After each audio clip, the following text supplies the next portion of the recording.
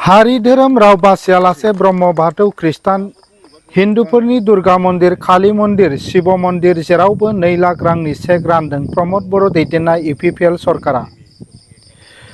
जेबो खस्थ' गैयाजासे गोरलैयैनो बे 2 लाख रांनि चेक होनायनि थाखाय बिथां रुजुगोरा मोसाहारिजों लोगोसे UPPL दोलोनि मावनायखौ रायजो राजाफोरा जोबोरैनो गोजोननाय फोरमायदों।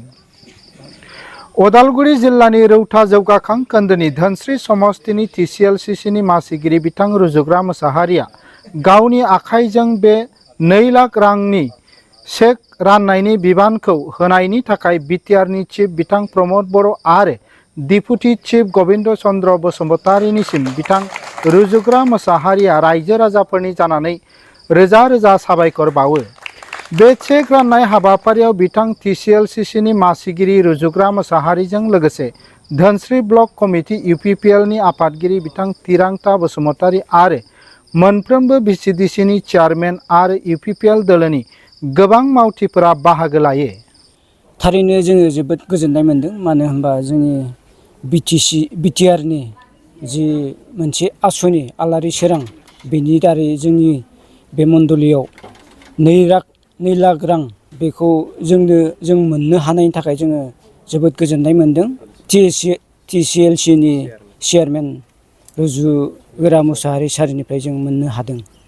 बिथाङा जितु TCLCC चेयारमेन सार, बिथाङा जोंनि जे एसेबां 69 बोसोर जाबाय जों जेबो मन्दिरखौ फसंना लानो हायाखैमोन।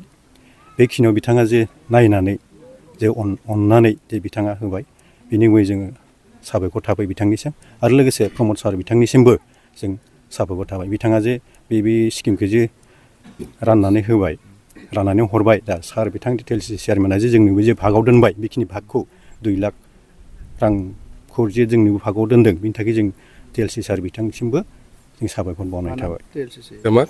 আৰু এইটো পোৱাৰ কাৰণে বহুত বহুত ধন্যবাদ ছাৰকো দিলোঁ। আৰু এইটোৰ পৰা আমাৰ বহুত সহায় হৈ যাব এতিয়া মন্দিৰৰ কামত। আমাৰ এইটো এটা আমাৰ পুৰণা আশা এটা পূৰণ হ'ব বুলি আমি ভাবি আছোঁ এতিয়া। ধন্যবাদ যাচিছোঁ আমাৰ TCLCC চেয়াৰমেন ৰুজুগোৰা মোচাহাৰী ছাৰক, লগতে আমাৰ BTC চিফ প্ৰমোদ বড়ো ছাৰ ডাঙৰীয়াকো ধন্যবাদ জ্ঞাপন কৰিছোঁ। মানে একো কাৰাপশ্যন নোহোৱাকৈ যে চেকটো আমাৰ মন্দিৰলৈ আহি পাইছে, সেইটোক লৈ মানে আমি আমাৰ সমাজ আৰু আমাৰ ওচৰ চুবুৰীয়া মানুহ খুব মানে উৎসাহিত হৈছে, খুব মানে আনন্দিত হৈছে যে আগতে আমি যিকোনো বস্তু পাইছিলোঁ তাৰ কাৰণে আমি যদি 10 টকা পাওঁ আমি 5 টকা তাতে দিবলগীয়া হৈ গৈছিল। কিন্তু এইবাৰ মানে এটা পৰিৱৰ্তন দেখিবলৈ পাইছোঁ যে আমি একো নকৰাকৈ চৰকাৰে আমাৰ কাৰণে ভাবি আছে আৰু আমাৰ কাৰণে কাম কৰি গৈ আছে। গতিকে আমি বহুত আনন্দিত, আৰু আগন্তুক দিনক মানে চৰকাৰে আৰু ভাল কাম কৰক আৰু আমাৰ মানে চৰকাৰৰ প্ৰতি নিষ্ঠা থাকিব। बे समाव आङो गावखौनो मा बुंगोन आं सानस'ना मोनाखै। दा अब्लाबो आं माने दिनै रंजानायजों आंनि गोसो मैखुनाव ओरैबायदि माने गोजोननाय जाखांफैदों।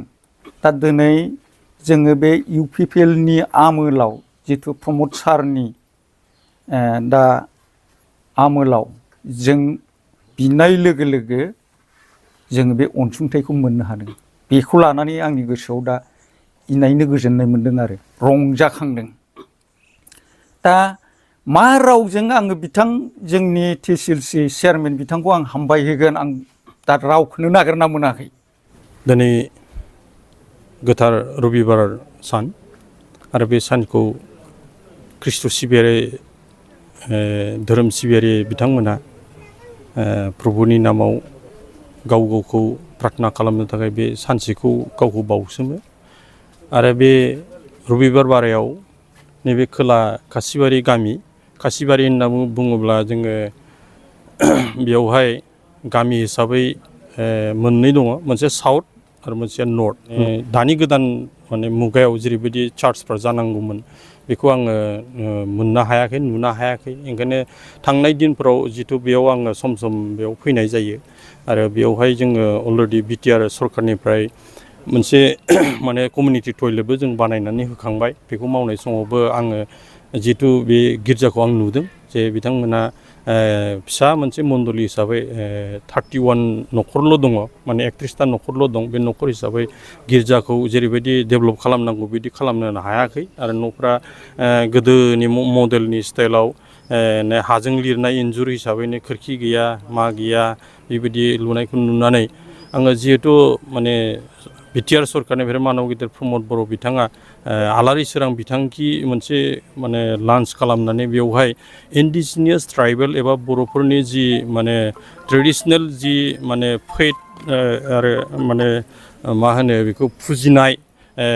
जि माने धोरोमसालिफोर दं अबेबा गिर्जा बहाबा ब्रह्म जयगालय बाथौसालि मठ मन्दिर बेफोराव जाहाथे माने अनसुंथाइ एसे हरोब्ला निस्सय बिथांमोना बार अखा सान्दुंनिफ्राय रैखा मोननानै इसोरखौ मोजाङै गाबज्रिनो हागोन होननानै मोनसे उद्देश्य लानानै मोनसे आलारि सोरां बिथांखिखौ होनाय जादों आरो बेयाव बेनिनो आसनिनि अधीनाव दिनै बे बिथांखिखौ आङो साउथ काहिबारि बेप्टिस्ट चार्च बेयाव आङो गथायफिननो मोननानै खोब गोजोननाय मोनदों आरो लोगोसे प्रमद बर' आरो Gobinda Chandra Basumatary chief and deputy chief बिथांमोननिसिम बे आसनिखौ माने बानायनानै रायजो राजाखौ सेवा खालामनो थाखाय सुबिदा होनायनि थाखाय आं बिथांमोननिसिम धोनस्रि बासिनि जानानै रोजा रोजा आं साबायखर हरदों।